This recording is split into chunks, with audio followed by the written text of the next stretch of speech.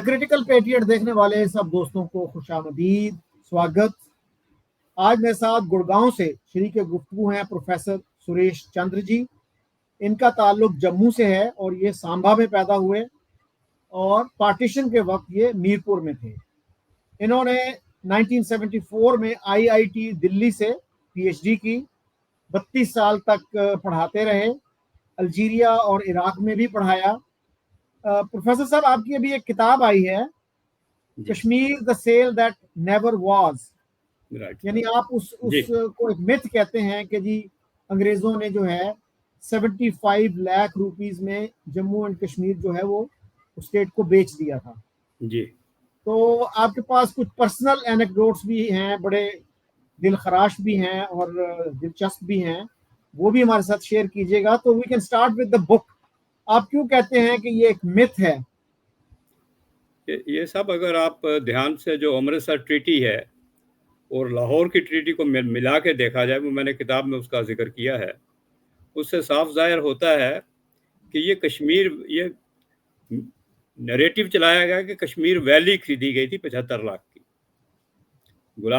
महाराजा गुलाब सिंह ने 75 लाख रुपए तो दिए थे, लेकिन उसके मुताबिक वो सारी जम्मू कश्मीर स्टेट के लिए दिए थे उन्होंने, क्योंकि ये जम्मू कश्मीर की स्टेट, जब इसका लाहौर एग्रीमेंट हुआ ईस्ट इंडिया कंपनी का लाहौर दरबार के साथ, तो ये सारा हिस्सा जो उस समय लाहौर दरबार के पास था, तो मुआहदे के मुताबिक चूंकि वो 2 करोड़ रुपए का उनको देना था हरजाना, तो 2 करोड़ रुपया हरजाना नहीं दे पाए ये सिख दरबार, तो उन्होंने केवल 50 लाख रुपया दिया था। तो 1.5 करोड़ के बदले में उन्होंने ये जम्मू कश्मीर का हिस्सा और कुछ पंजाब का हिस्सा अंग्रेज़ों ईस्ट इंडिया कंपनी के हवाले कर दिया था। फिर जब ईस्ट इंडिया कंपनी के हवाले हुआ तो वो हिस्सा जो था 1.5 करोड़ का बनता था, तो इन्होंने कहा जी फिर यह हुआ कि 1 करोड़ में ठीक है आप ले लीजिए। तो महाराजा गुलाब सिंह सेट के नहीं, मैं 75 लाख दूंगा, तो मैं जो Jammu Kashmir as it existed in 1947 वो हिस्सा इन्होंने अपने पास रख लिया। The whole money was paid for the whole state, जो कि सिख दरबार ने देना था इंडेमनिटी के तौर पे। ये इंडेमनिटी की डील थी जी, ये कोई खरीदो फरोख्त नहीं थी। ठीक हो गया। अच्छा साहब, आप मीरपुर में थे जब पार्टीशन हुई? जी हाँ। तो उस वक्त की याददाश्त आपको है कोई? क्या क्या यादें हैं आपके जहन में उस वक्त की?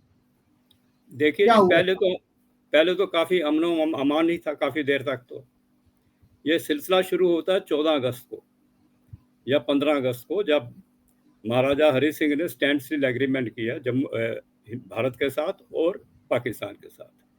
तो स्टैंड स्टिल का था मतलब कि ये फॉरेन अफेयर्स और कुछ और चीज़ें, कम्युनिकेशन जो है उस समय भी ईस्ट इंडिया जो ब्रिटिश कंपनी थी, हुकूमत थी, उनके अधीन होती थी।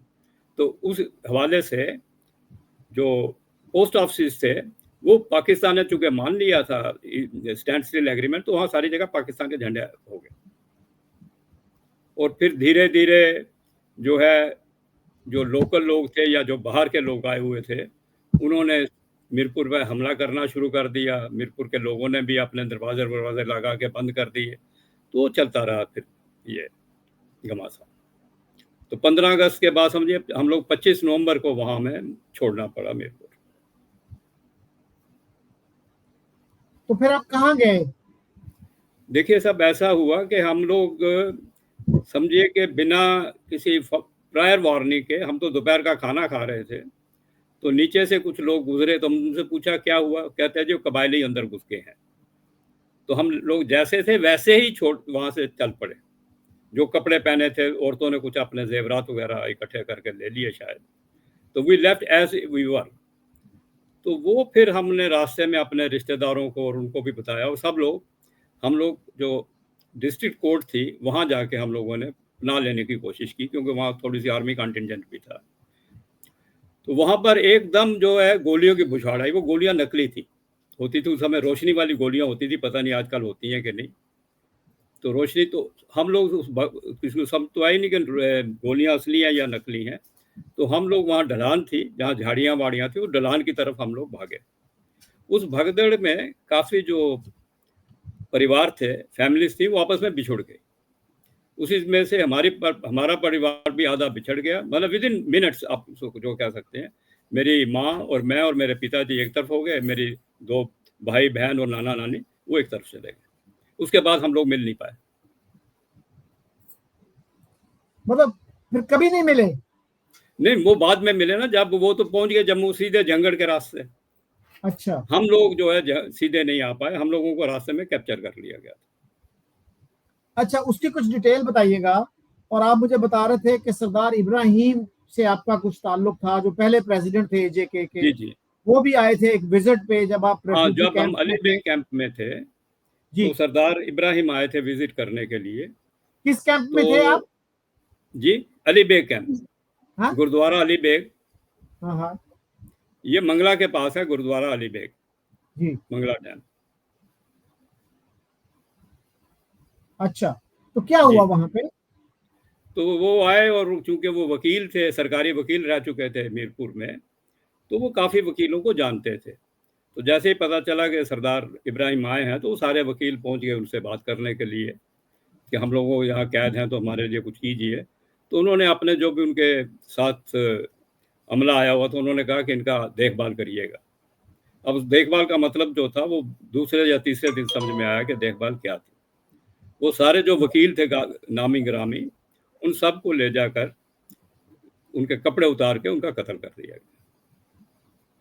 लुक आफ्टर और देम, एक, ये उनके लफ्ज थे अंग्रेजी में। जी हाँ, जी हाँ, और सरदार इब्राहिम जो हैं, उनको महाराजा ने स्कॉलरशिप पे इंग्लैंड भेजा था, जहां जी, से 12 उन्होंने लाते वो। बैरिस्ट्री की थी। जी, 12 लाख हाँ किया जी, था। जी हाँ, जी हाँ। तो आपकी फैमिली के भी कुछ ताल्लुकात थे, तो आपके वालिद भी आप बता रहे थे कि उन उन लोगों में शामिल थे जिनको वहां कत्ल किया गया। हाँ जी, वो ये वकीलों के 2-3 दिन के बाद।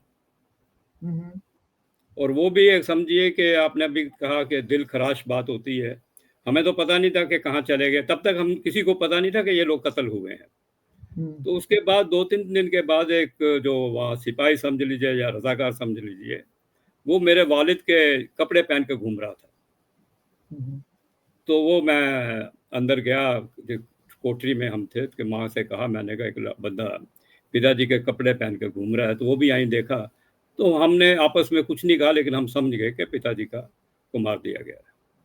तो कितने लोग थे तकरीबन जो मारे गए उस वक्त? फिगर अलग अलग है जी, जितना भी मेल थे वो सारे 15-20 हज़ार का फिगर कहा जाता है, सरदार और हिंदू मिला के। और ये नवंबर की क्या तारीख क्या थी, कब हुआ ये, नवंबर ये 47? 25 नवंबर को हमने मीरपुर को छोड़ा था। अच्छा।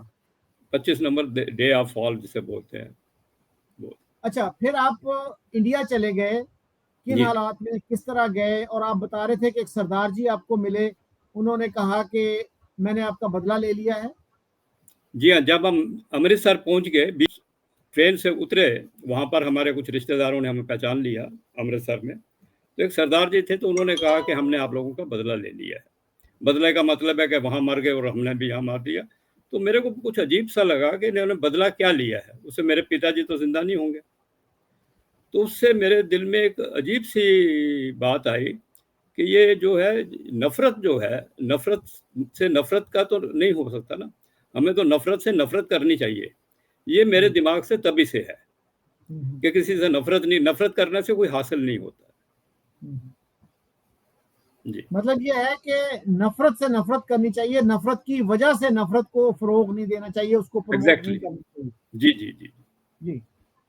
अच्छा, उसके बाद फिर क्या क्या हालात रहे? फिर आप कहाँ गए अमृतसर से? अमृतसर में हम गुरदासपुर रुके थोड़ी देर, क्योंकि वहाँ पर हमारे नाना नानी आ गए थे, सीधे वहीं पहुँच गए थे। तो वहाँ से फिर थोड़ी दिनों के बाद हम जम्मू चले गए थे। अच्छा, जम्मू में एक बड़े मशहूर थे, मशहूर शख्सियत थी ब्रिगेडियर खुदा बख्श। उनका जी गुज्जर कम्युनिटी से ताल्लुक था। फिर जी। उनके बेटे जो हैं ताज मोहिउद्दीन, वो भी एक प्रोमिनेंट पॉलिटिशियन रहे।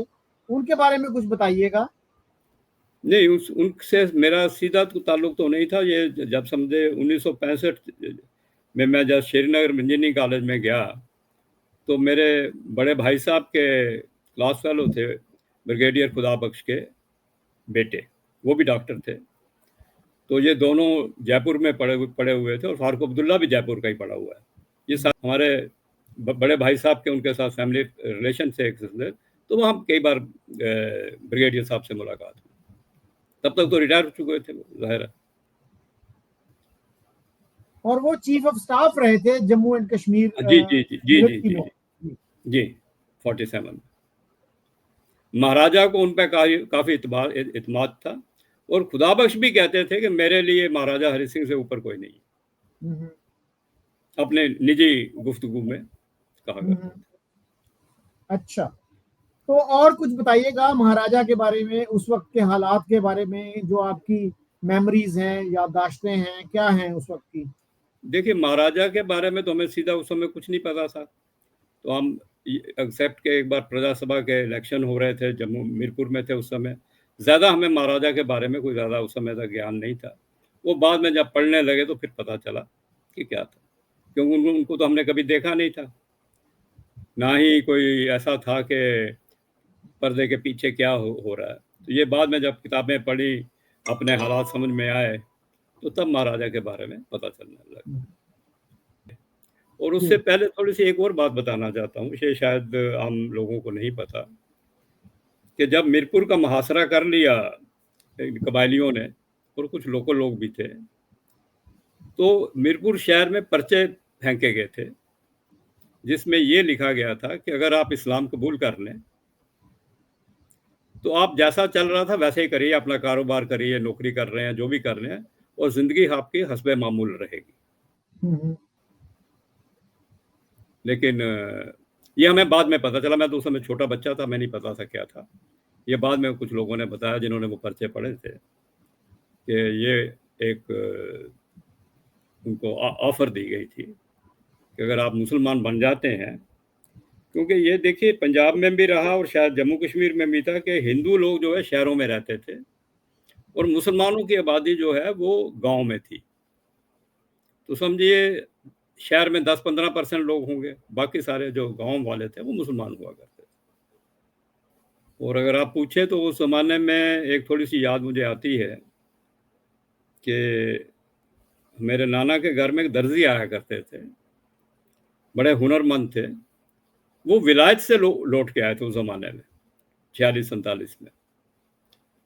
तो आजकल पता नहीं फैशन है नहीं, उन दिनों सलवार में जो पोंचा होता है उसमें गिलकारी करने का बड़ा रिवाज था, तो वो उसमें बहुत माहिर थे।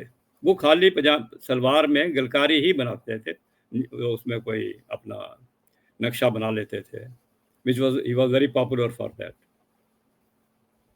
और अगर आप और पूछें तो ये तो कुछ समझ में आ रही थी कि हमारा रसद वगैरह बंद हो जाएगा, तो हम लोगों ने उसकी तैयारी थोड़ी सी करनी यूँ शुरू कर दी थी कि बादाम की गिरी निकाल के और चने वगैरह 2 पीपों में भर के रखे थे। लेकिन वो जब वक्त आता है तो सारी तैयारियां जो हैं धरी की धरी रह जाती हैं, तो उनको हम उनकी एक गिरी हुई बादाम की या एक चने का दाना भी हम साथ में नहीं ले पाए थे। So we left as we were. हुआ कि नहीं कि मैंने ये कहा कि अब जब मीरपुर में थे ये तो पता चल गया था कि काफ़ी गड़बड़ होने वाली है, तो कुछ लोग अपना तैयारियां कर रहे थे, लोगों के पास बंदूकें भी थी, वो जो क्या होता है जिसमें नली वाली जो होती है, तोड़े वाली बंदूक जिसे बोलते हैं, तलवारें भी इकट्ठी कर ली थी लोगों ने, मश्क भी करते थे। लेकिन ये सारा इंतज़ाम तो उन लोगों ने किया था, लेकिन उनको मैनेजमेंट नहीं आती थी कि ऐसा हुआ तो क्या करेंगे। और उसमें फिर बीच में वो वाक़या एक और सुना देता हूँ आपको कि लोगों ने तैयारी कर ली कि बस से जम्मू चला जाए। तो बस से जम्मू चल दिए लोग बस में कुछ, तो रास्ते में बस को उन लोगों ने घेर लिया और ड्राइवर को छोड़ के सबको मार दिया। और ड्राइवर को इसलिए छोड़ा कि तू जब वापस जाके बोल दे कि अब भी जो भी आएगा उसका हशर यही होगा। और उसमें जम्मू की एक डोगरी की बहुत मशहूर पोइटेस हुई हैं, पद्मा सचदेव, मेरी क्लास फेलो भी थी, उनके पिताजी को भी वहीं कत्ल किया गया था उसी बस में। और इत्फाक ऐसा था कि हम लोगों को भी अगले 1-2 दिन में वहाँ बस से हम लोगों ने भी फैसला किया तो मेरे पिताजी ने शायद टिकटें भी ले दी बस की। रेगुलर बस सर्विस नहीं थी वहाँ, लेकिन ये था कि उन्होंने बस का इंतज़ाम किया था, तो हम लोग भी जाने वाले थे बरासा जंगड़। जंगड़ ही सबसे पास था मीरपुर के। तो वो फिर बात रह गई कि ये अब ये रास्ता जो है सेफ नहीं है। तो ये छोटी-छोटी बातें हैं जो ज़हन में आती हैं। आपने पूछा कि जो विस्तार से बताएँ, तो मैं सोचा कि ये भी वो तो बता ही दिया कि उन्होंने जो पर्चे बाँटे थे कि अगर आप सारे लोग इस्लाम कबूल कर लें, तो आप जैसे आप ज़िंदगी बसर कर रहे थे, वैसे ही आप ज़िंदगी बसर करते रहेंगे। आपके जो जायदाद है, उन वगैरह को कोई नुकसान नहीं पहुँचाया जाएगा। तो ऐसे ये पर्चे किसकी तरफ से तकसीम किए गए? किसी मौलवी की तरफ से, किसी नहीं, ऑर्गेनाइजेशन की नाम तरफ तो नहीं से? पता, जो भी इन्होंने मुहासरा डाल रखा था वो कौन थे, जो मुस्लिम कॉन्फ्रेंस के लोग थे या कौन थे, ये मैं नहीं कह सकता। जी। अच्छा, तो इसके अलावा कोई मेमोरी है आपको ट्राइबल इन्वेजन की? बारामूला में कहा जाता है कि बहुत उन्होंने तबाही की थी। नहीं, वो बहुत उसका तो मेरे साथ उसमें मैंने ज़िक्र किया है, लेकिन बारामूला से मेरा सीधा वो वाबस्ता नहीं था।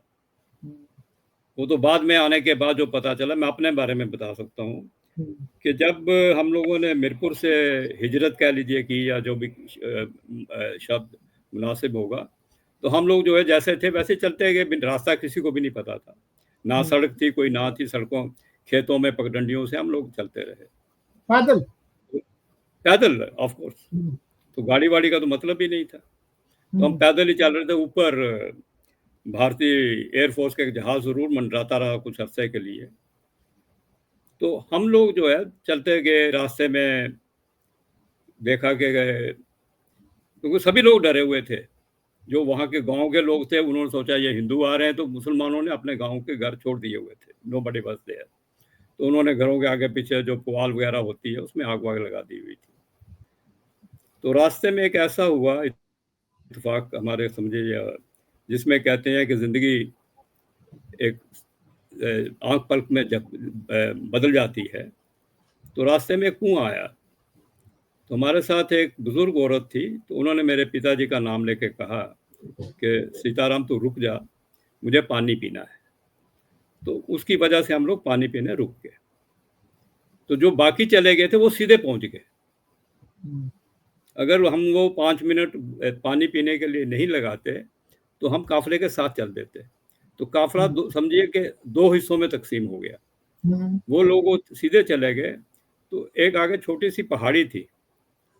तो पहाड़ी के पास जब हम पहुंचे, तो ऊपर से एक बंदा चिल्लाया कि रास्ता जो है दाहिनी तरफ से है, बाईं तरफ से नहीं है। जबकि बाईं तरफ का रास्ता जो है जंगड़ की तरफ था, दाईं तरफ का रास्ता जो उन्होंने कब्जा कर लिया था जिसमें, उस तरफ था। तो एक छोटी सी पहाड़ी थी, हम रात भर पहाड़ी पे चढ़े। पहाड़ी से फिर उतर के, पता नहीं पहाड़ी 100 फुट ऊंची थी या 200 फुट ऊंची थी, मैं कह नहीं सकता। अगर आपको वहाँ का ज्योग्राफी का इल्म हो, तो वो इलाका छोटी-छोटी पहाड़ियों में बसा हुआ है। पहाड़ी है, फिर थोड़ा-सा तंग गली आ जाएगी, फिर पहाड़ी है। तो वो इलाका जो है, समझ लीजिए आज के ज़माने में गुरिल्ला वारफेयर के लिए बड़ा मुफीद है।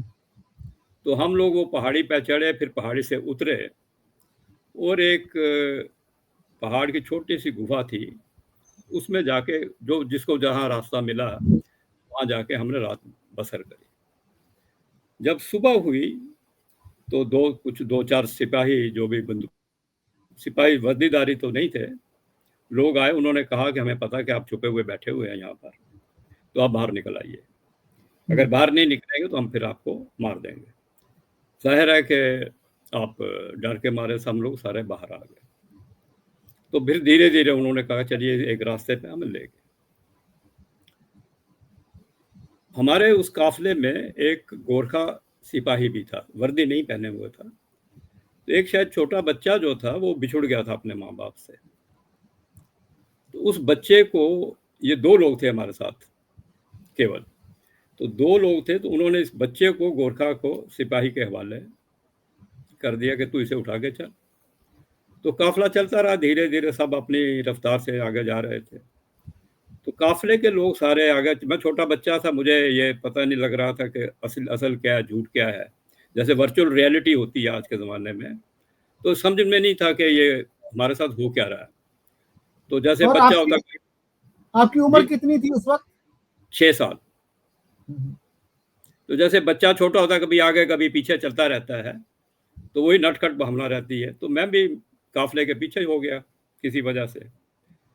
तो ये जो सिपाही थे, 2 सिपाही जो रजाकार, तो और वो गोरखा, वो ये मेरे आगे चल रहे थे। तो रास्ते में एक तालाब आया, छोटा सा तालाब था। तो वहां पर उन्होंने वो रुके और गोरखे से उन्होंने बच्चा ले लिया। एक बंदे ने बच्चा ले लिया और दूसरे ने गोरखा का सर जो है कलम कर दिया। वो आप सोच सकते हैं एक बच्चे के लिए काफी भयानक साइट रहनी चाहिए। लेकिन अजीब सी बात है, ना तो मैं चिल्लाया ना ही मैं रोया। और लगता है कि उस हादसे के बाद हम लोगों के आंसू भी सूख गए। और क्या कहना चाहिए, आंसू भी सूख गए कहना। और दूसरा बिल्कुल जो जहर जो होती है ना, फीलिंग्स भी खत्म हो गई। और मैंने ये बात अपने ना माताजी को बताई ना पिताजी को बताई, और हम यूजुअल चलते रहे। चलते चलते, चूंकि आदमियों को तो यह था कि उनको कत्ल करना है, और औरतों का यह था कि उनको अपने गांव ले जाएंगे, अपने शहर ले जाएंगे। तो रास्ते में औरतों को जहां जहां कोई नहर मिलती थी, कुआं मिलता था, और कोई पानी की जगह होती थी, तो वो लोग उसमें अपनी जान दे देती थी कूद के। और ये मैंने अपनी आंखों से देखा है। और जो कूद जाती थी, वो जो सिपाही या रजाकार थे, वो उनको खींच के बाहर भी निकाल ले जाते थे। मतलब they didn't want to them to die. तो मेरी माँ ने कहा, शायद बीच में हमारे पिताजी आगे पीछे हो गए थे, तो मेरी माँ ने कहा कि मैं भी कूद जाती हूँ। तो मैं छोटा था, तो मैंने माँ का अपना पल्लू जो है पकड़ा। मैंने कहा, भाई माँ जी आप चली जाओगी तो मेरा क्या होगा। तो वो फिर ज़ाहिर है उन्होंने फिर वो मुलतवी कर दिया।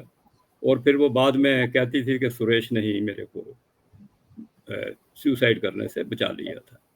और उसके बाद हम लोग एक दत्याल जगह है शायद, वहाँ पर हम पैदल शाम के वक्त पहुँचे। ये सब कोई खाने पीने का जो आज बड़ी बात होती है कि रिफ्यूजियों के साथ या जंगी जो लगा उनको खाना नहीं मिलता, पानी नहीं मिलता, वो तो भूल जाइए, उसके बारे में तो बात ही नहीं होती।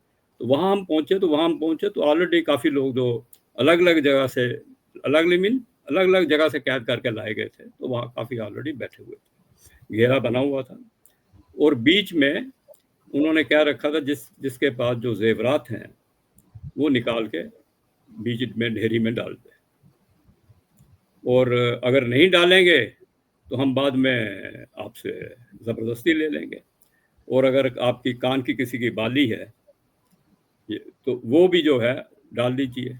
तो मेरी मौसी की लड़की हमारे साथ थी। तो उसने मेरी माँ से कहा कि मासी मेरी ये फटाफट निकाल दो, नहीं तो ये मेरा कान जो है काट देंगे। तो बड़ी मुश्किल से उसकी बाली, जो आपको पता है तो बाली काफ़ी देर से वो तो निकलती नहीं है, तो वो वहाँ उसने भी फेंक दी। और साथ ही एक हमारे और लड़की थी जिसके ऑलरेडी कान में काफ़ी खून बह रहा था, तो कान से खींच के उसकी निकाल ली गई। और उसके जो बगल में जो ढेर था, वो जो ऊपर हमारे पहले दिन एयरफोर्स का हवाई जहाज़ गर्दिश कर रहा था, उसका मलबा पड़ा हुआ था। तो वहाँ शायद कोई कह रहा था कि हमने से ब्रेन गन शायद बंदूक का ही कोई एडवांस वर्जन होती है, कि हमने इसे ब्रेन गन से मार गिराया था का। तो वो उन्होंने डाल रखा था। तो फिर उस रात हम लोगों को शायद वहीं दत्याल में ही रुकना पड़ा थोड़ी देर। तो next day we were shifted to Ali Beg. तो अली बेग गुरुद्वारा था, तो गुरुद्वारे में नीचे थोड़ी, अगर मैंने सभी जगह तो नहीं था, गुरुद्वारे के नीचे, ऊपर तो गुरुद्वारा होता है, नीचे उनके छोटी छोटी कोठरियाँ सी बनी होती हैं। तो वो कोठरियों में हमको जाके डाल दिया। तो ये कोठरी में 50 बंदे आ रहे हैं या 60 बंदे आ गए, उससे कोई मतलब नहीं है। तो उसी कोठरी में रात को एक ये रज़ाकार ही, वो शाम का धुंधला अंधेरा हो गया था, तो छोटा बच्चा मेरे साथ बैठा हुआ, मैं भी 6 साल का, 4 साल का रहा होगा, 3 साल का, रो रहा था भूख से, प्यास से, डर से, जो भी कहिए। तो सिपाही को उसका रोना जो है अच्छा नहीं लगा, तो उसने वहीं से, वो कोई दरवाज़ा तो था ही नहीं, वहीं से उसने बंदूक तानी और गोली चला दी। और मैं समझता नहीं तो उसका निशाना इतना पक्का कैसे कि अंधेरे में ही गोली चलाई और उस लड़के को, बच्चे को सीधी लगी। मैं उसके साथ बैठा था, अगर उसका निशाना चूक जाता तो शायद गोली मेरे को लग जाती। तो ये एक वाकया फिर ज़हन में आता है। फिर मेरी छोटी बच्ची थी, कोई साल 1.5 साल की, तो मेरी मासी भी बीच में हमसे बिछड़ गई थी, तो वो बच्ची उनकी मेरी माँ के पास रही। तो चूँकि वो दूध पीती बच्ची थी, दूध चाहिए उसको, तो उसने भी, चूँकि दूध मिला नहीं, तो उसने भी मेरी माँ की गोद में अपना दम तोड़ दिया। और फिर यहीं आपके पिताजी की भी हत्या हुई? जी, जी, जी, सेम प्लेस। तो हमें फिर वहाँ से जो है ये, वहाँ कोई बंदोबस्त तो था नहीं जो आजकल यूनाइटेड नेशंस वाले लोगों की मदद करते हैं, उस ज़माने में ऐसी कोई बात नहीं। और ताज्जुब की बात है कि भारत सरकार को भी ये नहीं पता था कि यहाँ पर ये इन लोगों ने कुछ लोगों को कैद कर रखा है। ये तो इत्तेफाक ऐसा हुआ कि 2 लोग, लड़के थे, यंग लड़के 18-20 साल के, उन्होंने बड़ी हिम्मत कर से किसी तरह से वो कैंप से भागे और वो नहर थी जो, उसको पार करके, तैर के, अच्छे तैराक थे, वो निकल के पैदल चलते-चलते किसी तरह से लाहौर पहुँचे। तो लाहौर में जाके उन्होंने, जो डिप्टी हाई कमीशन था हिंदुस्तान का, उसमें जाके उन्होंने बताया कि यहाँ इतने लोग कैद हैं। तो समझिए 4-5 महीने जो है किसी को खबर-खार नहीं थी कि यहाँ पर कैदी लोग रह रहे हैं। That was the first time that the government of India came to know. हालाँकि उन्होंने भी कुछ किया नहीं, लेकिन ये उन लोगों ने 2 बार जो है ये किया। और ये जो मैंने आपको वाकया सुनाया था कि मेरे पिताजी का हुआ, शायद उनके, मेरे पिताजी के ग्रुप में या बाद में दूसरा ग्रुप रहा होगा। एक मेरे वो बाद में उस्ताद थे हिस्ट्री के, वो भी उस ग्रुप में थे, या एक उनको भी इसीलिए ले गए थे कत्ल करने के लिए, कपड़े उतार दिए थे उनके भी। वो बहुत बढ़िया अच्छे तैराक थे। उन्होंने फ़ौरन जो है नहर में छलांग लगा दी और बचते बचाते चले गए। तो एक किसी रास्ते में, मतलब रास्ते में तो नहीं है ना, किनारे पे कोई अच्छा भला मुसलमान मिल गया, वो उसको हिफाजत से अपने घर ले गया। ये नहीं है कि सभी लोग बुरे थे, कुछ लोग अच्छे भी थे जिन्होंने मदद करी, तो वो हो गए। और एक बड़ा वाकया वो मेरे साथ नहीं हुआ है, ये एक और वो वाकया इसका जिक्र करता है कि वो लोग भी 6-7 लोग थे, बच्चे थे, तो उनको वहाँ ले जाते थे। बच्चे मतलब बड़े थे थोड़े से, तो उनको कत्ल करने ले जाते थे। तो वो सुनाता है, लंबा मुझे याद नहीं है, कि पहले दिन हुआ तो जब इसकी बारी आई तो कुछ उसमें अड़चन आ गई तो बच गया वो। तो इसी तरह वो 7 बार बचा, कभी कुछ हो गया, कभी कुछ हो गया, और लास्ट टाइम उसको इब्राहिम ने बचाया। जब उसने देखा ये बच्चों का कत्ल हो रहा तो इब्राहिम आ गया, वहाँ बाई चांस गुजर रहा था, तो उसने कहा क्या कर रहे हो, उसने उन्हें डांटा फटकारा। उसकी वजह शायद ये थी कि इब्राहिम की जो शायद बीवी और बाकी खानदान वहाँ था, श्रीनगर में था उस समय, उसकी आधी फैमिली जो थी श्रीनगर में थी उस समय, तो उसको भी, उनका भी बचाव करना था।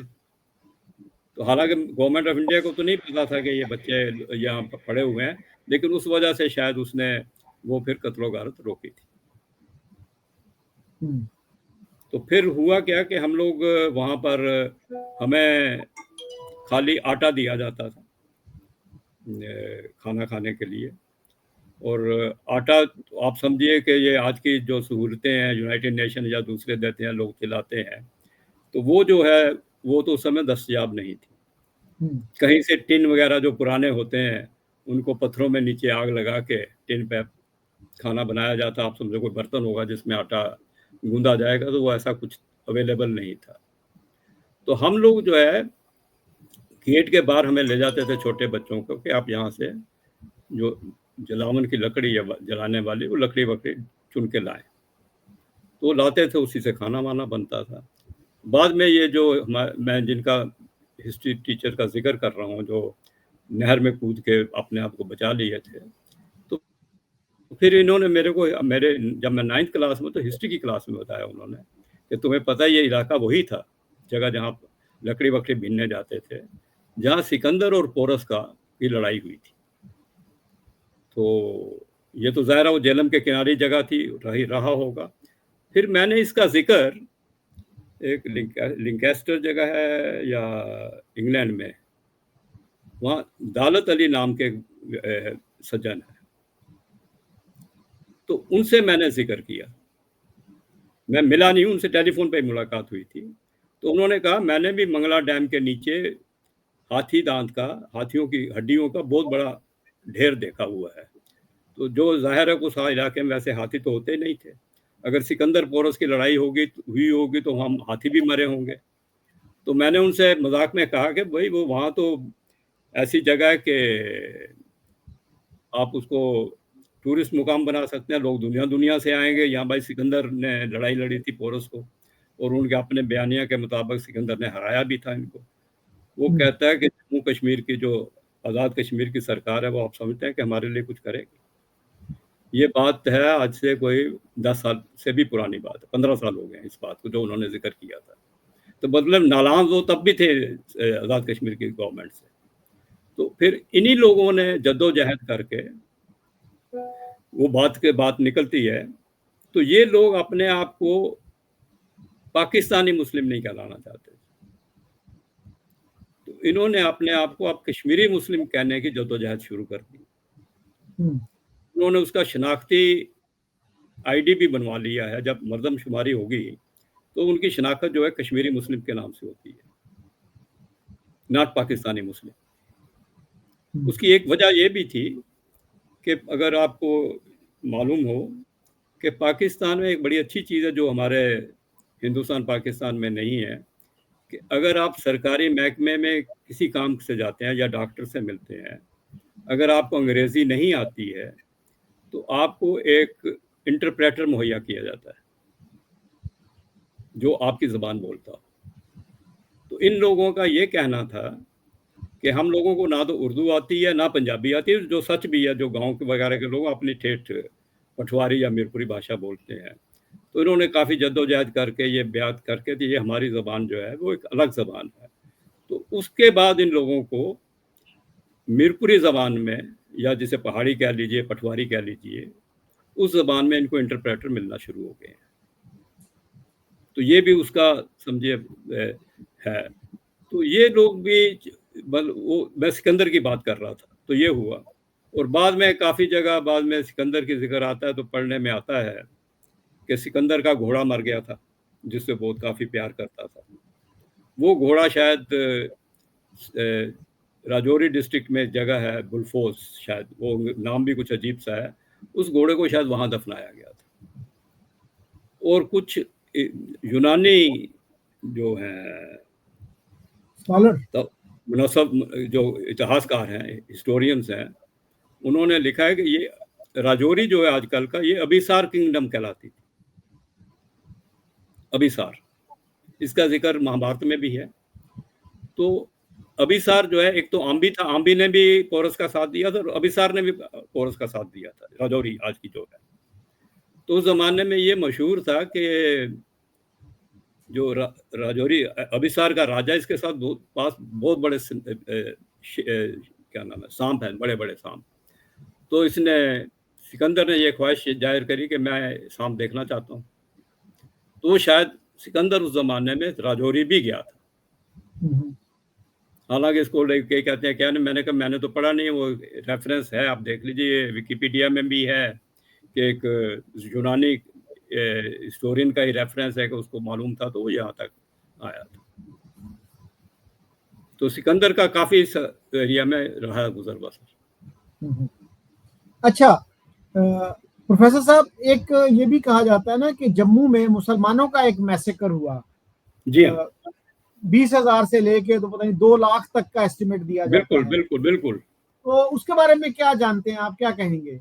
ऐसा जी, चूंकि मैं वहाँ नहीं था, तो मैं, अगर आप M.Y. सराफ का कोट करें, अब मुझे ये समझ तो नहीं आ रही कि कहाँ मैंने देखा है, जस्टिस यूसुफ सराफ जी। हाँ, तो उसने कहा कि ये बड़ी वाहियात बात है कि इतने लोगों का कत्ल किया गया। तो उनका अपना कहना है, मैं अब मुझे याद नहीं था कि आप मेरे से पूछेंगे इस सवाल, तो उन्होंने, मैंने इस किताब में इसका जिक्र किया है, उन्होंने कहा दिस इज़ फुलिश, उन्होंने काफ़ी मजम्मत की है इसके सख्त लफ्ज़ों में, कि कहते हैं उन्होंने कहा शायद 20 या 25 हज़ार मरे होंगे, लेकिन ये ऐसा होता है कि हर आदमी बढ़ा चढ़ा के कहता है, तो मेरा, अगर उन्होंने 20,000 कहा है तो मैं समझता हूँ कि 10,000 मरे होंगे, मतलब है ये फिगर लाखों में नहीं था। लेकिन चूंकि आपने इसका जिक्र कर दिया है तो मैं आपको एक चीज़ बताना चाहता हूँ कि जो नए मरदमशुमारी बाद में हुई है, तो मैंने उसका काफ़ी मुताला किया है कि जम्मू में जो मुसलमानों की रेशो है वो आज भी वही है जो उस समय थी। जम्मू प्रॉविंस की बात कर रहा हूँ, जम्मू डिस्ट्रिक्ट नहीं, जम्मू शहर के डिस्ट्रिक्ट में उनकी आबादी कम हुई है, इसमें कोई शक नहीं है, लेकिन पूरे अगर जम्मू प्रॉविंस को देखा जाए, जिसमें जम्मू है, कठुआ है, भद्रवाह है, किश्तवाड़ है, रामबन है, राजौरी है, तो अगर वहाँ की टोटल पॉपुलेशन देखें तो मैंने पूरे फिगर के साथ उसका जिक्र किया है। The percentage of Muslims in Jammu province is exactly same, maybe 1%, 2% here and there, as it was in 1947, before 15th August. जो 41 के हमारे पास सेंसस डाटा है, जो परसेंटेज है, उतनी ही परसेंटेज जो है बाद में भी 1951 के सेंसस या 61 के सेंसस ले लीजिए, उसके मुताबिक भी है। तो ये मैसाकर तो हुआ, कोई शक नहीं है। और यूसुफ सराफ ने क्या लिखा है अपनी इस किताब में, बड़ी मशहूर किताब है ये, कश्मीरीज फाइट फॉर फ्रीडम। हाँ, 2 वॉल्यूम उनके, एक 1947 तक का है, एक 1947 के बाद का है, और उन्होंने काफ़ी साफगोई से काम लिया है, और उन्होंने ये खुद, मैंने एक चैप्टर लिखा है कि उनका कश्मीर मीरपुर के बारे में क्या ख्याल था, कि उन्होंने खुद लिखा है कि मेरा जो नज़रिया है वो पाकिस्तानी का है, क्योंकि मैं कश्मीर का इलाक़ जो है पाकिस्तान के साथ चाहता हूँ। उन्होंने उसके बारे में कोई छुपी छुपाई बात नहीं की है, लेकिन पता चल जाता है कि कहाँ उनका बायस है, कहाँ नहीं है। अधिकतर जो उनका बयानिया है वो अनबायस्ड है, जो मेरी नज़र में है, और मैंने उस किताब से काफ़ी सीखा है जम्मू कश्मीर के बारे में, और इतना भी सीखा है कि मुझे नहीं पता था, हम छोटे बच्चे थे, कि बाद में जिक्र आएगा कि हमें बाद में एक कैंप में ट्रांसफ़र कर दिया गया था, तो उस कैंप के जो रखवाले थे, या क्या लीजिए सुपरिटेंडेंट, या जो भी नाम दे लीजिए, कुछ नाम तो होता नहीं था उन दिनों, बड़े ज़हीन और शरीफ आदमी थे, तो हमें नाम, उनकी किताब से मुझे पता चला कि उनका नाम क्या था। तो ये जो है, इस तरह से वो जो है, उनकी किताब से काफ़ी जो हमें इंफॉर्मेशन मिलती है। ख़ासकर ये जब हमारी मिलिट्री हिस्ट्री में नहीं है कि जम्मू का, मीरपुर का फॉल की जो मिलिट्री की ऑपरेशन थी पाकिस्तान की तरफ से, वो क्या थी, वो उसकी किताब में जिक्र है कि कहाँ कहाँ उनकी फौज आगे गई। और एक जगह तो यूसुफ सराफ ये भी लिखते हैं कि एक जगह जो डोगरा फौज थी, they were in advantageous position and they could have repelled this attackers, लेकिन उस समय हर आदमी अपने हिसाब से काम करता, उसको नहीं पता होगा कि वहाँ क्या है, तो लेकिन उन्होंने उसका फायदा नहीं उठाया। ये भी सराफ ने अपनी किताब में लिखा। यानी वो ट्राइबल इन्वेजन के हवाले से बात कर रहे हैं, ट्राइबल रेडर्स जो थे। हाँ जी, हाँ, ट्राइबल भी थे, लोकल भी थे। जब आप कह रहे हैं ना ट्राइबल, तो मैं एक इंसानी बात बताता हूँ कि इस इंसान जो है एक बड़ा अजीब जानवर कह लीजिए, या जो भी एनिमल अंग्रेजी में हम कहते हैं, कि जब मैं एक दत्याल कैंप में हमें ट्रांसफ़र किया गया था, तो उसमें हिफाजत के लिए उन्होंने एक सिपाही भी, जो जम्मू कश्मीर पुलिस का था, उसको भी लगाया हुआ था। वो सिपाही जो था, वो, हम बच्चे थे छोटे छोटे, तो कोई बात करने के लिए होता नहीं, तो उससे भी बात करते थे। वो कहने लगा कि मीरपुर के मुहासरे में जो एनसर्कलमेंट थी, या जिन्होंने उस पर आक्रमण किया या हमला किया, कहता वो भी उसमें शामिल था। ये आयरनी ऑफ फेट है कि वहां उसने हमला किया और यहाँ वो हमारी हिफाजत कर रहा था। और बाद में उसने एक ऐसा वाकया आया, वो बाद में अगर तफसील से होगा, कि उसने छत से कूद के अपनी जान पे खेल के लोगों को बचाया, हम लोगों को। तो मतलब ये इंसान जो है कब क्या कर बैठे पता नहीं चलता। He can be your enemy at one instant and another instant he can be your savior. Yes, ये इंसान की एक खासियत है जी, जिसको मैं नज़रअंदाज नहीं करता। हम्म, कोई भी परमानेंटली कहिए कि हमेशा कोई खराब ही रहेगा, कोई अच्छा ही रहेगा, ऐसा होता नहीं है।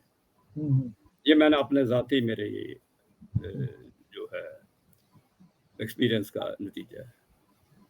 अच्छा सुरेश जी, कोई कंक्लूडिंग थॉट्स, कोई बात जो रह गई हो जो आप ऐड करना चाहें? जी हाँ, तो वो फिर ये है कि हमें जो है वहाँ से भेज दिया गया, ये इस कैंप से। एक कैंप इन्होंने बनाया था छोटे बच्चों का और औरतों का, आज़ाद कश्मीर गवर्नमेंट में। तो वहाँ पर मुझे और मेरी माँ और मेरे 2 कज़न्स वगैरह थे, हम लोग और मेरी मौसी, तो हम लोगों को वहाँ ट्रांसफ़र कर दिया गया। और रास्ते में हमें उस समय के जो भी मजिस्ट्रेट थे या कौन थे मैं नहीं जानता हूँ, अंधेरे में शाम को हमें उनसे मिलने के लिए ले जाया गया। काफ़ी लाल सुर्ख-भूरे रंग के पठान थे, कोई शायद डीएम थे, वहाँ के मजिस्ट्रेट थे, मैं नहीं जानता। वो शायद मेरे नाना जी को जानते थे और बाकी औरतों भी ऐसे ही आई थी किसी से इन्फ्लुएंस से। तो उन्होंने कहा, बेटा कोई घबराना मत, मैं हूँ आपको की देखभाल के लिए, we will take care of you. तो हमें वहाँ भेज दिया गया। जब हमें वहाँ भेज दिया गया तो यहाँ तो खाली हमें आटा मिलता था रोटी बनाने के लिए। तो वहाँ पर हम गए तो वो ठेकेदार, उनको हम कहते थे, तो ठेकेदार बहुत भले आदमी थे। तो वो अपनी जेब से, राशन का तो आटा ही मिलता था शायद सरकार से उनको, अपनी जेब से उन्होंने हमें दाल भी देते थे। दाल में तड़का लगाने के लिए जो डालडा घी होता है, उस समय तक हमने डालडा नहीं था। जम्मू कश्मीर में आपको पता नहीं होगा, 1965 तक डालडा बैन था। Vegetable oil was banned in Jammu and Kashmir up to 1965। तो वो जो है फिर वहाँ उन्होंने हमारी काफ़ी देखभाल की। लेकिन वो अली बेग कैंप की एक बात मैं आपसे बताना चाहता था, 2 बातें rather, कि मेरे साथ एक छोटा बच्चा होता था, मेरी उम्र का ही, हम उम्र था। तो हम लोग शाम को टहलते थे ऐसे ही जैसे नॉर्मल आज बच्चे शाम को घूमते-घामते। हमें कोई आस नहीं था कि हमारे साथ हो क्या रहा है। तो जहाँ हम ठहरे हुए थे, ऊपर एक छत थी जैसे गुरुद्वारा के सामने, काफ़ी बड़ा छत थी। वहीं शायद हम लोग अपने दिनचर्या या जो भी काम आज बाथरूम, टॉयलेट वगैरह जाते हैं, वहीं पर खुले मैदान खुला था, ईंटें-वींटें रख के।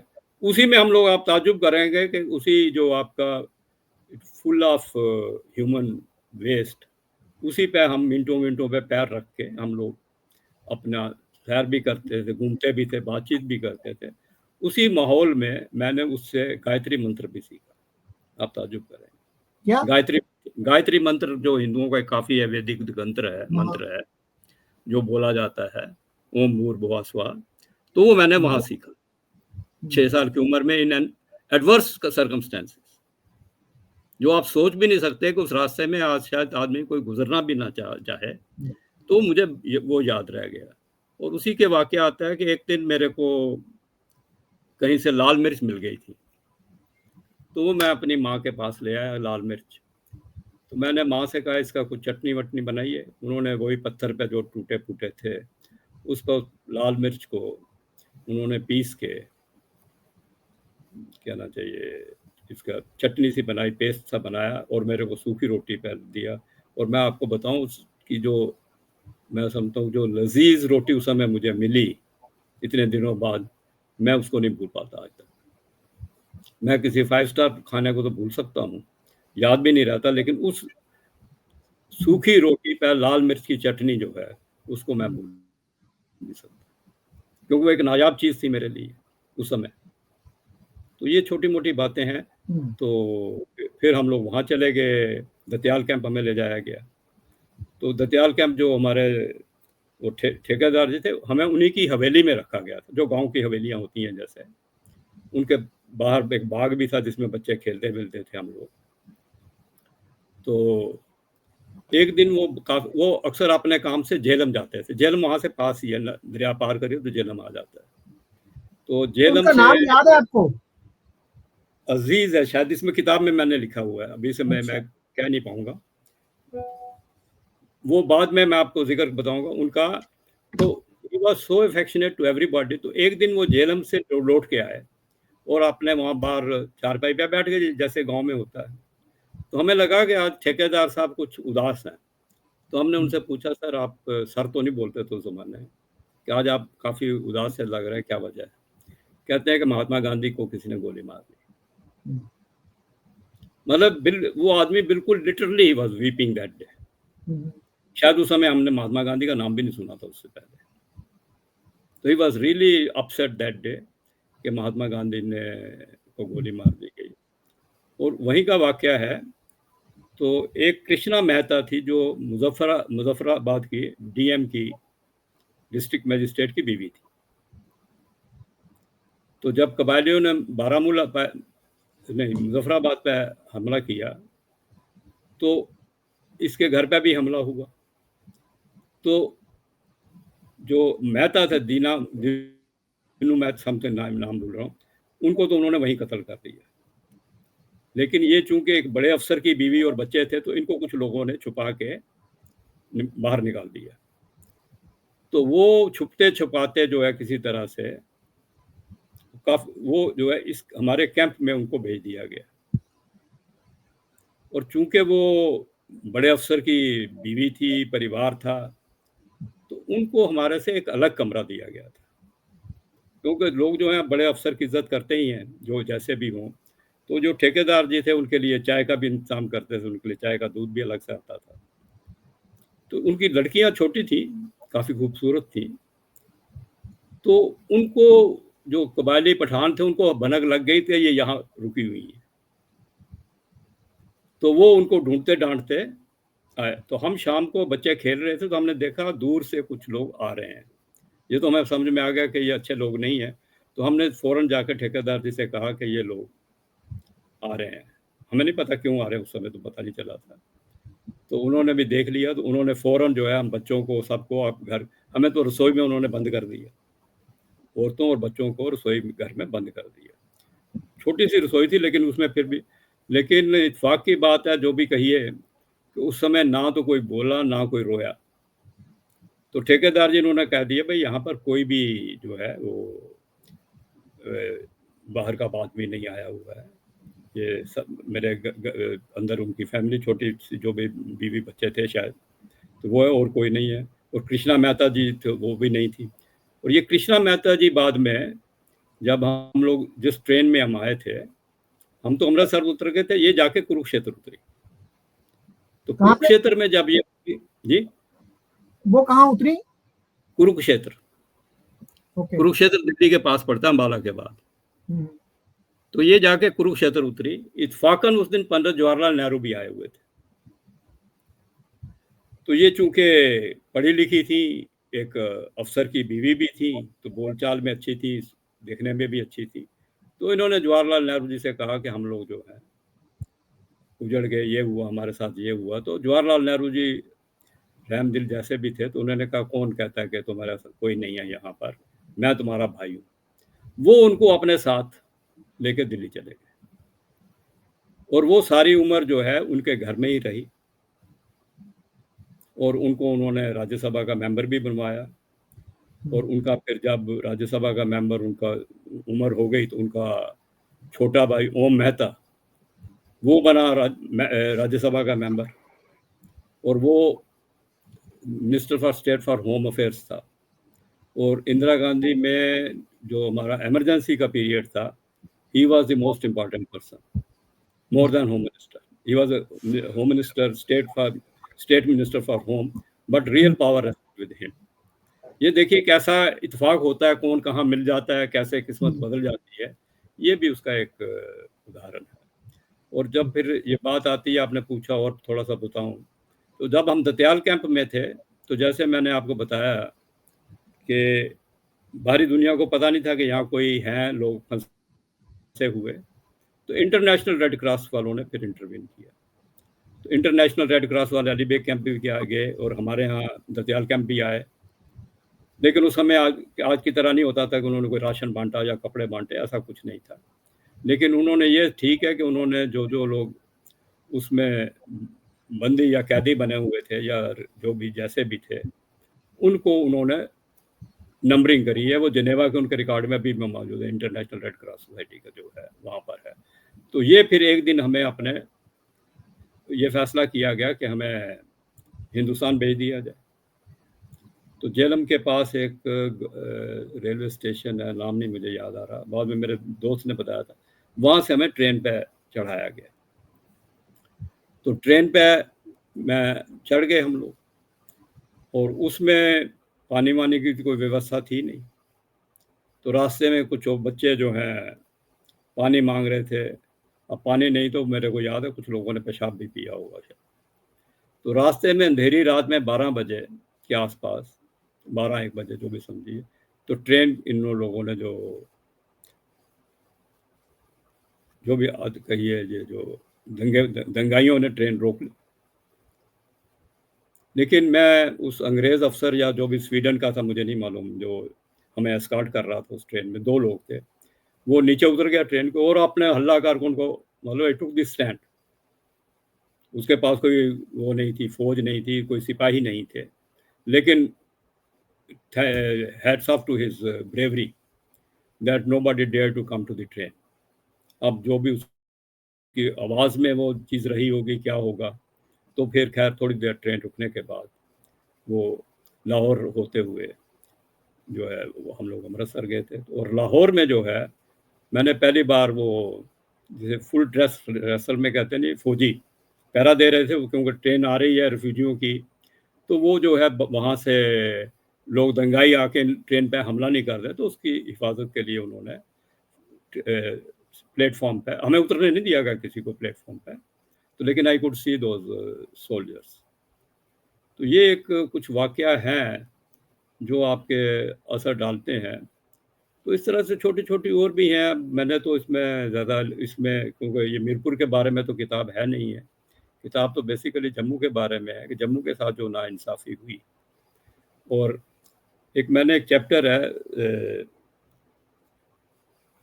सार्डिड बून करके, कि ये जब कश्मीरी कहता है कि मेरे साथ काफ़ी नाइंसाफ़ी हुई है या राजा ने खरीदा या नहीं खरीदा, वो एक जुदा बात है। बाद में भी कहा जाता है कि हमें अपने आज़ादी चाहिए, खुद मुख्तारी चाहिए। तो मैंने इस किताब में लिखा है कि कश्मीरी कभी भी आज़ाद नहीं थे। आज़ाद मीन उनका अपना कभी बादशाह नहीं था। पीछे थोड़े से बादशाह वगैरह हुए हैं जिसके नाम पे होटल भी है, लेकिन पठानों से लेके फिर सरदारों का था राज। तो ये हमेशा ही किसी ना किसी के मतहत रहे और अकबर के मतहत मुगल भी थे। और अगर आप ये देखें कि आपने सुना होगा कि कश्मीर में पत्थरबाजी की काफ़ी वाकया होते थे और इंडियन आर्मी पे इल्ज़ाम भी लगा था और सच भी है कुछ हद तक, कि गोली भी चलाते थे। ये पत्थरबाजी का जो सिलसिला था वो अकबर के ज़माने का है। जब देखिए लोकल लोग तो बाहर की जो भी हुकूमत हो उसमें मज़हब का कोई ताल्लुक नहीं होता है। तो अकबर के खिलाफ भी वो पत्थरबाजी करते थे। तो वो जो एक उन्होंने जो किला विला था या जो भी था, तो वो उनके अंदर बंद कर अपने आप को बंद कर दिया उन्होंने फौज ने। तो ये पत्थरबाजी जो थी वो तब से चली आ रही है।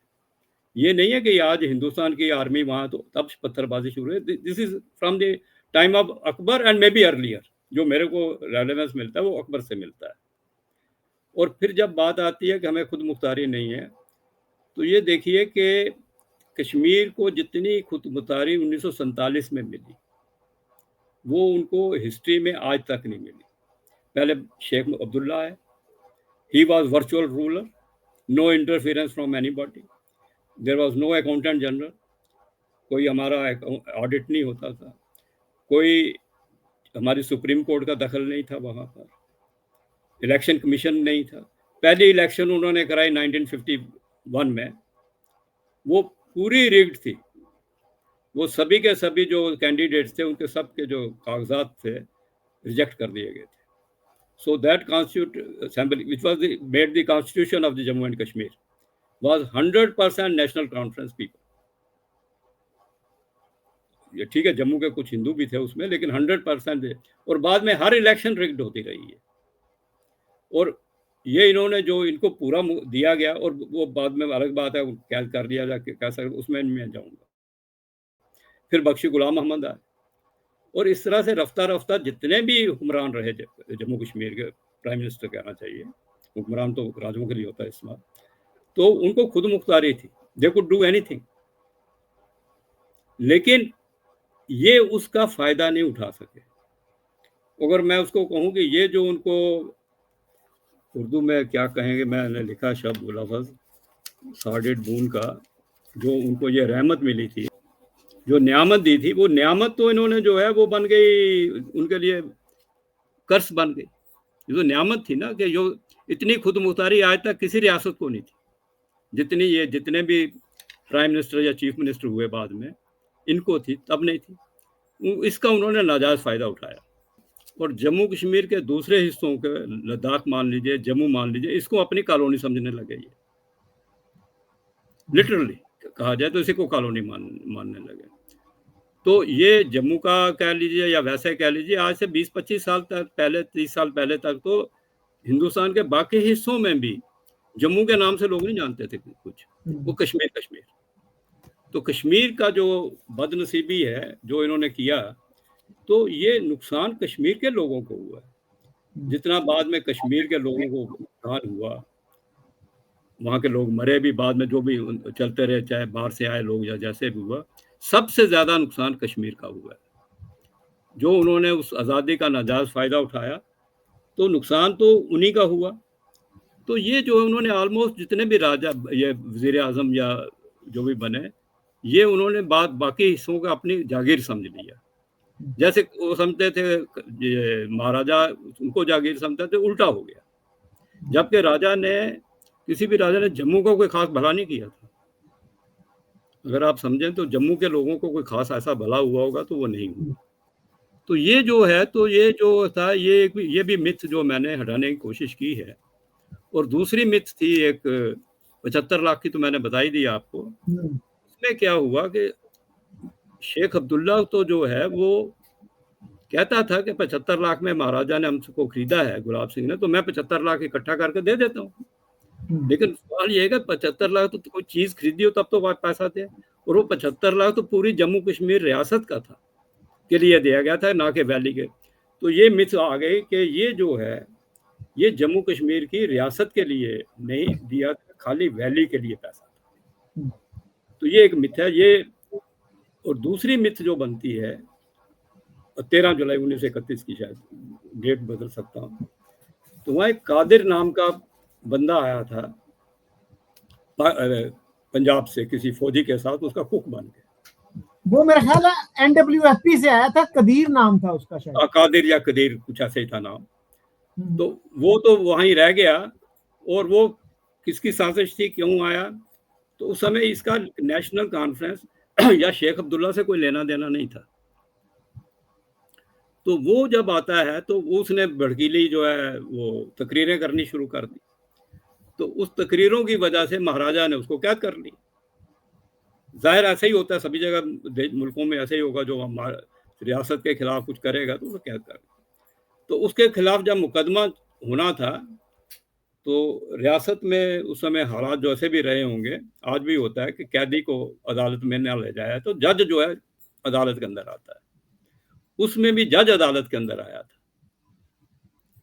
तो वो फिर काफी भीड़ इकट्ठा हो गई, और उस भीड़ ने उस पर जेल पे हमला करने की कोशिश की, जिसमें 21 लोग मारे गए। ये ठीक बात है, 21 लोग मारे गए। और ये जाहिर बात है कि ये अच्छी बात तो नहीं, दर्दनाक और कंडेम करने के लिए। लेकिन उसके बाद का वाकया नहीं बताया जाता। उसके बाद जो है महाराजगंज, जो कि श्रीनगर का इलाका है, और वहां से 60 किलोमीटर दूर एक जगह है, और दूर राजौरी और कोटली तक जो हिंदुओं के घर थे और जायदाद थी, उसको तबाह किया गया।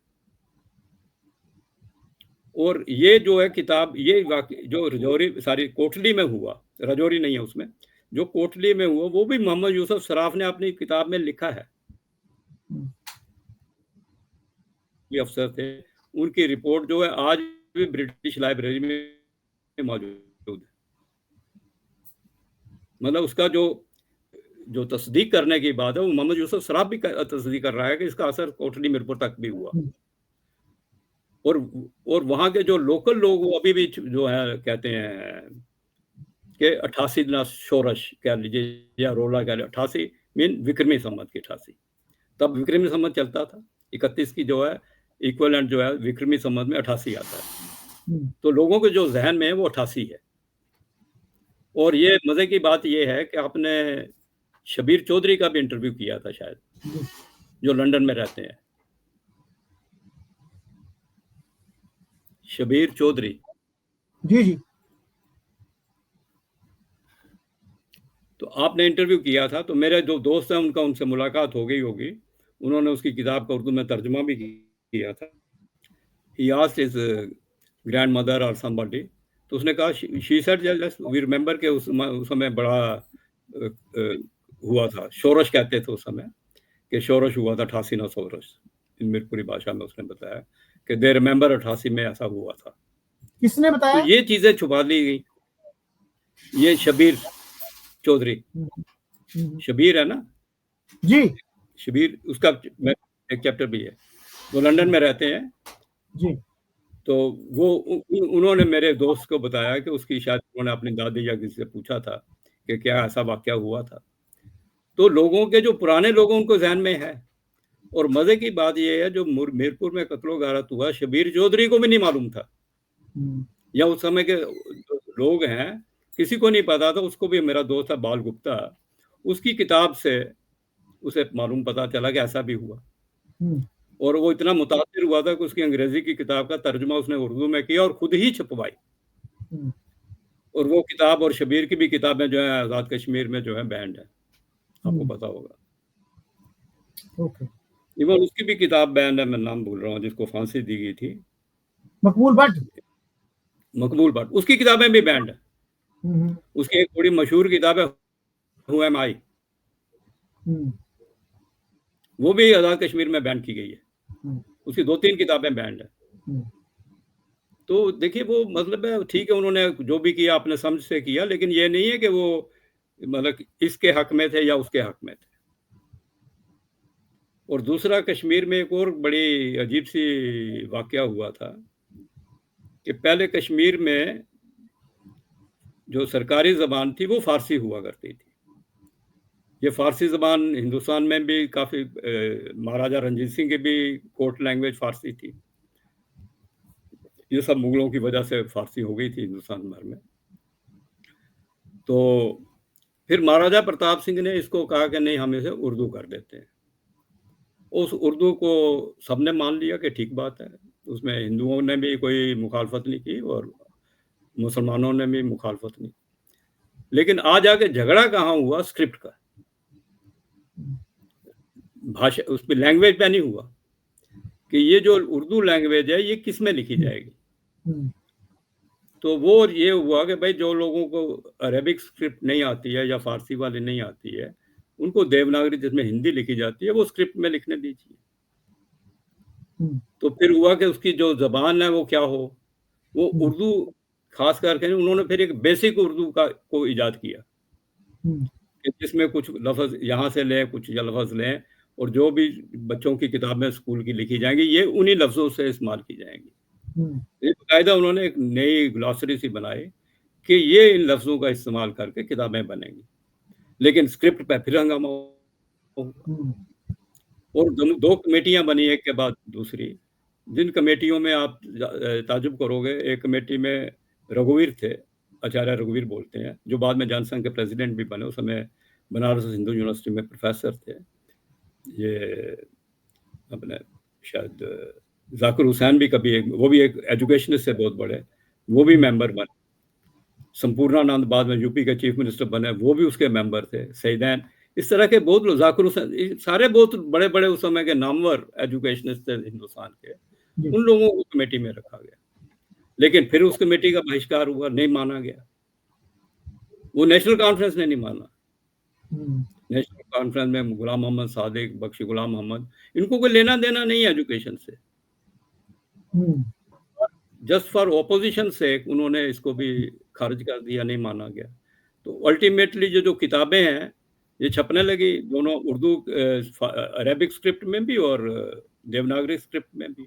लेकिन उसका जो मजमून है वो एक ही होता था, उसमें कोई रद्द-बदल नहीं होता। सो मच सो आप समझें कि जो मैं जम्मू आया जब 47 के बाद, तो हमारे स्कूल में जो क्लासरूम के बाद एक पट्टी नहीं लिखी रहती जिसमें नाम लिखा जाता है।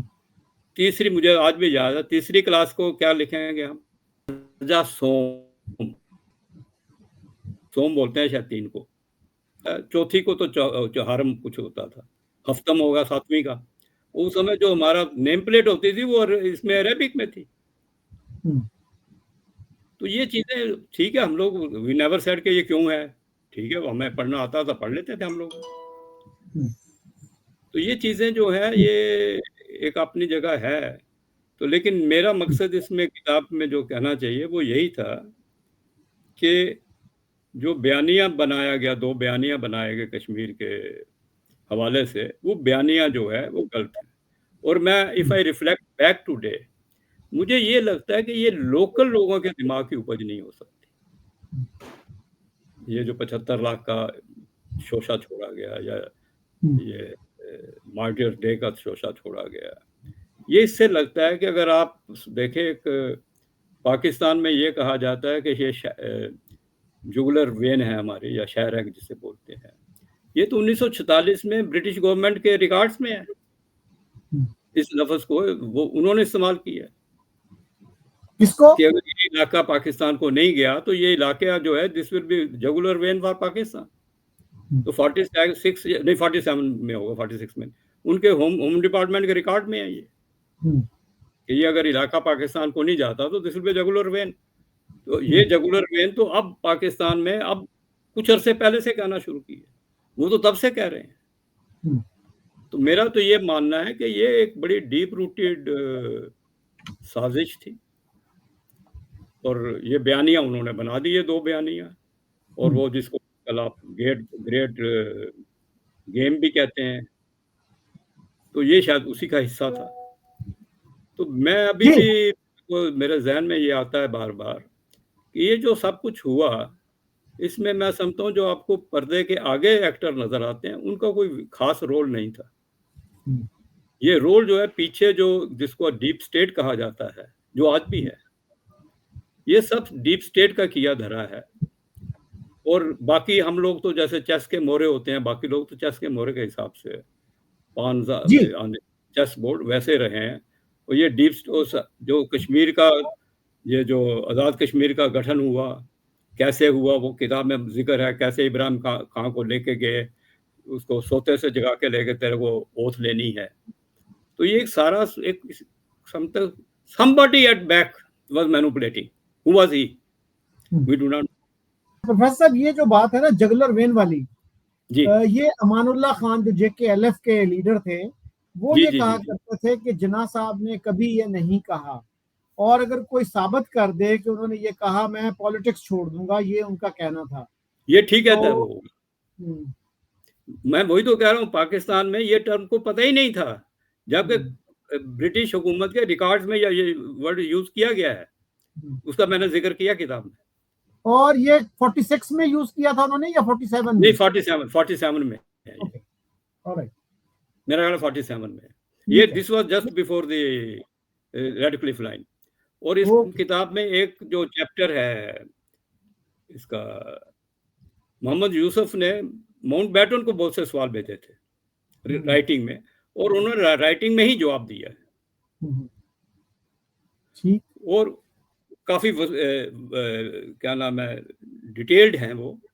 उन्होंने इल्जाम लगाया कि माउंटबेटन वाज फेवरिंग इंडिया या कांग्रेस को, तो उन्होंने उसका एक एक का अपने हिसाब से जो भी जवाब दिया है। और ये मजे की बात ये है कि एक जगह आता है कि ये अपने क्या कहते हैं, मोहम्मद यूसुफ कहते हैं उनको कि जनरल मूसा ने अपनी किताब में ये लिखा है। तो माउंटबेटन कहता है जनरल मूसा तो मेरा बड़ा अच्छा दोस्त था, तो मुझे नहीं मालूम कि उसने ये ऐसा क्यों लिखा है जिसका कोई सिर पैर नहीं है। और दूसरी बात, और ये कब की एक्सचेंज है? कब सराफ साहब ने खत लिखा था माउंटबेटन को? 50s में? नहीं, बाद की बात है साहब, 60s में? नहीं, एक सेकंड सर, एक सेकंड। ये सब 3 नवंबर 1978 78 में मोहम्मद यूसुफ सराफ ने, सॉरी, माउंटबेटन ने जवाब दिया। Okay okay okay, all right. Quite late, 78 में। और मेरा ख्याल है कि माउंटबेटन की हत्या हुई थी 1979 में। हाँ शायद। तो ये 78 में उसने बड़े दिया, क्या कहते हैं, उसका जवाब जो है जी। तो, और उसी की में मैंने लिखा है कि उसमें एक जवाब में ये लिखते हैं Mountbatten, Kashmir might well have eventually acceded to Pakistan, either with or without plebiscite, or might conceivably have been peacefully partitioned between India and Pakistan. अगर इन्वेजन नहीं होता, पहले लिखते हैं, while it is futile to rewrite history on the basis of ifs and buts, I believe that if the invasion had not occurred, Kashmir might well have eventually acceded to Pakistan. Okay, अच्छा professor, before I take your leave, ये किताब का title जरा दिखा दें हमारे audience को। अच्छा, Kashmir sale that never was. Okay, thank you sir. और इसकी जो ये जो है ये भी बहुत इंपॉर्टेंट है, जो बैक कवर है, ये आप देखेंगे जम्मू कश्मीर का नक्शा इसमें, जिसके आगे पीछे फूल हैं, मतलब गुलदस्ता सा बना रखा है जम्मू कश्मीर का इर्द गिर्द। और मेरी ये तमन्ना है कि एक दिन ऐसा आएगा कि कश्मीर में बसंत के फूल फिर खिलेंगे, पीस आएगा और फूल खिलेंगे। That is my thought. अच्छा है जी, कश्मीर में अमन हो, फूल खिलें। So thank you very much, may God bless you. Thank you so much.